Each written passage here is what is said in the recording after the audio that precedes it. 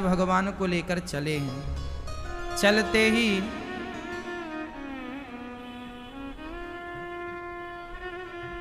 ही पांव की बेड़ियां खुल जाती हैं, हाथ की हथकड़ियां खुल जाती हैं, सारा बंधन समाप्त हो जाता है।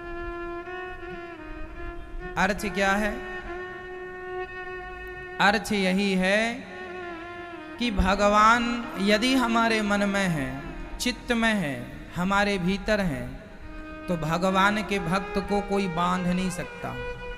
लोहे की जंजीरों में इतनी ताकत नहीं है मेरी माँ कि वो उसे बांध सके जो भगवान को लेकर चल रहा है। वसुदेव जी किसे लेकर चल रहे हैं? भगवान को। गोद में भगवान है, और जो भगवान को लेकर चले उसे क्या लोहे की जंजीरें बांध सकती हैं? संसार में हम तब तक ही बंधे हुए हैं जब तक हम भगवान को नहीं लिए हैं। इसलिए आप भगवान को धारण कर लीजिए, भगवान के हो जाइए। कह दीजिए कि भगवान मेरे हैं। मीराबाई ने कह दिया मेरे तो गिरधर गोपाल। जैसे मीरा ने श्रद्धा से कह दिया और समर्पण कर दिया कि मेरे भगवान हैं, और बस जिस दिन हम ये कह दें कि भगवान मेरे हैं, उसी दिन हम संसार के हर बंधन से मुक्त हो जाते हैं। मैया, एक मछुआरा था। वह मछली पकड़ने के लिए जाल डालता। एक मछली इतनी चतुर थी कि उसने 10 बार जाल डाला, पर वो मछली एक बार भी नहीं फंसी। वो मछली बड़ी चतुर थी। कैसे चतुर थी जानती हो मैया? वह चतुर ऐसी थी कि वह जानती थी कि मछुआरा जाल कहाँ डालता है। मछुआरा पानी में उतरा और जाल बहुत दूर डालता। जाल डालने वाला ना ऐसे पकड़ता, दूर फेंकता।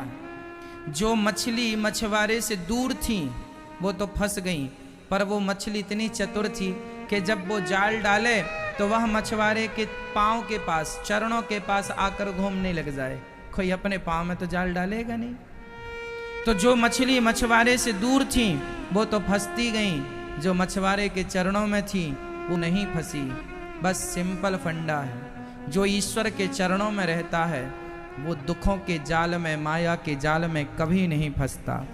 दुख और संकट और माया उन्हीं पर हावी है जो भगवान से दूर है। इसलिए हम आपसे कहते हैं, यदि आप भगवान से दूर हैं तो आप भगवान से पास में आ जाओ, करीब आ जाओ। हाँ, ईश्वर के करीब आ जाना हमारी समझदारी है। यदि हम भगवान के करीब आ गए, सब काम बढ़िया हो जाएगा। पर विडंबना तो ये है, हम भगवान के करीब होते ही नहीं है। जो भगवान की शरण में आ गया वह संसार के हर बंधन से मुक्त हो गया। चरण पकड़ लिया भगवान के। तो हम कहते हैं आपसे कि कोई एक बार भगवान के चरण पकड़ ले, फिर उसे किसी के चरण पकड़ने की जरूरत नहीं है।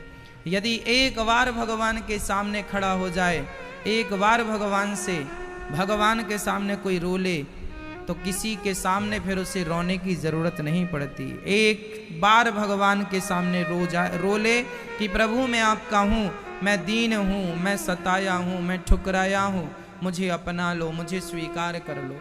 एक बार कोई श्रद्धा से भगवान के चरणों में रोएगा, उसके बाद उसे किसी के सामने रोने की जरूरत नहीं है। इसलिए हम आपसे कहा करते हैं, सबके सामने ना रोया करो, भगवान के आगे रोया करो। मैं सबके आगे रोकर देख लिया, तेरे आगे रोना बाकी है।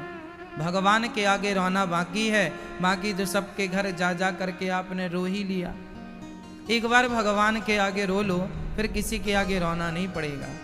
भगवान का जन्म हुआ, जय जयकार हुई, खूब बधाई लुटाई गई। सारे ब्रजवासी मैया यशोदा को बधाई देवे आए। मैया तने रबड़ी सी रात में लड़ुआ सुलाला जायो है, मैया बधाई हो, बधाई हो।